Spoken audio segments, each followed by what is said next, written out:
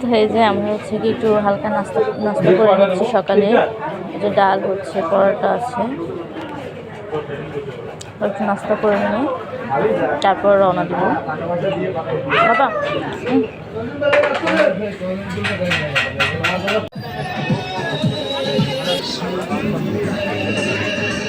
তো চলে আসলাম এখানে একটা পার্কে। এখানটা হচ্ছে একটা ফুলের মার্কেট।